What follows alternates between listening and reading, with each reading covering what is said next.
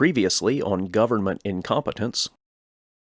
And what's the biggest problem officials in Patterson say? The problem we have is the Attorney General guidelines prohibit the Patterson police to chase, to detain, and go for it and try to recover them. And that's a wrong decision. The city is calling on the state attorney general to give Patterson police the power to go after those riding these electric and gas vehicles illegally. Because there are guidelines that we have to abide by. So the Patterson police essentially are handcuffed.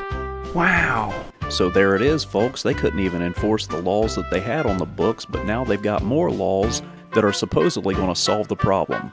You can't make this shit up. Before I continue with this commentary, let's take a wild leap of imagination and pretend that New Jersey's new e-bike laws are actually enforceable. And let's also assume that New Jersey has the infrastructure and logistics in place to make licensing and insurance for e-bikes actually happen. Also, in a more wild leap of imagination, let's assume that New Jersey can and will enforce these new laws. Okay, now that we're good with that level of playing pretend, let's do this. Let's be honest. New Jersey's current heavy-handed e-bike laws are not about pedal assist commuters. They're about Emotos. And ironically, it's just going to flood the streets with more Emotos. First, let's clear something up. Emotos were not in a legal gray zone before this law. They were straight up illegal.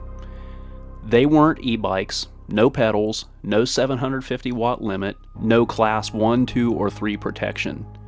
And they weren't technically legally motorcycles either. No VIN, no federal certification, no compliance pathway. Everyone knew this. Riders knew it, police knew it, sellers knew it. Enforcement of e-bike laws were inconsistent, but legality was never in question for Emotos. And here's the part nobody is talking about. The laws to deal with Emotos were already on the books. If a bike didn't meet the e-bike definition and didn't meet motorcycle requirements, then it already had no legal right to be on public roads anyway. Police already had the authority to stop them. Police already had the authority to ticket them. Police already had the authority to seize them if they wanted to push the issue. This wasn't a legal gap, it was an enforcement choice. And this is where reality collides with politics. The people writing these laws do not ride these bikes. They do not understand the difference between a pedal assist commuter and a 72-volt electric motorcycle. They hear complaints, they hear headlines, and they hear one phrase that politicians love. There ought to be a law against this. That sentence gives them something to campaign on. It gives them a bill to attach their name to. And it gives them a vehicle to pack unrelated spending into something labeled public safety. Understanding the technology is optional. Passing a law is the goal. So what did this new law really change? It didn't give police new tools. It didn't clarify anything. It collapsed everything electric into one bucket. Low-power commuter e-bikes and high-powered Emotos now face the same baseline requirements: registration, insurance, licensing, and a DOT helmet. Power no longer matters, pedals no longer matter, intent no longer matters. Once you cross into electric, you're treated the same. I'll make this personal from an outsider's viewpoint looking in. Here in the state of Ohio, I would love to buy a Sur-Ron. They're cool, they're fast, they're fun. But for me, it would be a waste of about $6,000 because there is no place I can legally ride it. Giving me the ability to license and insure it would change that calculation. Now think about this. If it cost me the same to legally ride a 36-volt, 350-watt Ride 1-Up Roadster as it does a 72-volt wired Predator, where is the incentive to buy a slower bike with less range and less capability? Purchase price aside, the legal burden is the same. So what does a rational buyer do? They buy capability. And here is where things get even messier for New Jersey. If you've been following this, maybe you've heard people say, I hope the ADA sues the state over this. ADA stands for the Americans with Disabilities Act. That law exists to prevent governments from restricting access and mobility for people with disabilities. Here is the issue. Some disabled riders rely on low-power e-bikes as mobility aids. They cannot pedal a traditional bike. They may not qualify for a scooter or a wheelchair. An e-bike gives them independence without a car.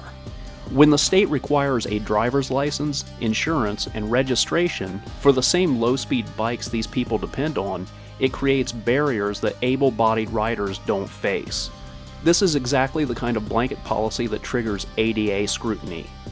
High-powered Emotos would never qualify for protection, but low-speed mobility assist e-bikes absolutely could. And this law makes no distinction between the two. This is where lawmakers completely misread human behavior. If the legal burden is flat, people maximize performance. A 20-mile-per-hour commuter bike now carries nearly the same hassle as a 40-plus-mile-per-hour electric motorcycle. So the market responds exactly how markets always respond. It selects upwards. Before this law, buying an Emoto meant accepting that it was obviously illegal. That friction mattered. Now the state is saying, register it, insure it. That doesn't magically make Emotos compliant motorcycles, but it legitimizes them in people's minds. It reframes the decision from, this is illegal street use, to, this is just another motorized vehicle with paperwork. And that shift changes behavior. Add a $50 fine for non-compliance. That's not deterrence, that's pricing. Once the penalty is trivial, people don't downgrade, they commit. This law doesn't meaningfully suppress Emotos. It suppresses casual commuters, low-power riders, disabled users who rely on e-bikes, and people trying to do things correctly. Meanwhile, high-powered bikes become the best value per unit of hassle. And that's backwards. Good policy scales. Higher speed, higher weight, higher power equals higher requirements. This law doesn't scale. It draws a cliff. Human-powered bikes on one side, everything electric on the other. Once you push people off that cliff, you lose leverage. In conclusion, if New Jersey wanted fewer Emotos, this is not the way. The rules already existed. Enforcement already had authority. This law rewards high power, removes nuance, risks ADA challenges, and makes the streets more dangerous. When compliance costs are the same, people choose capability. And that's exactly what's going to happen in New Jersey.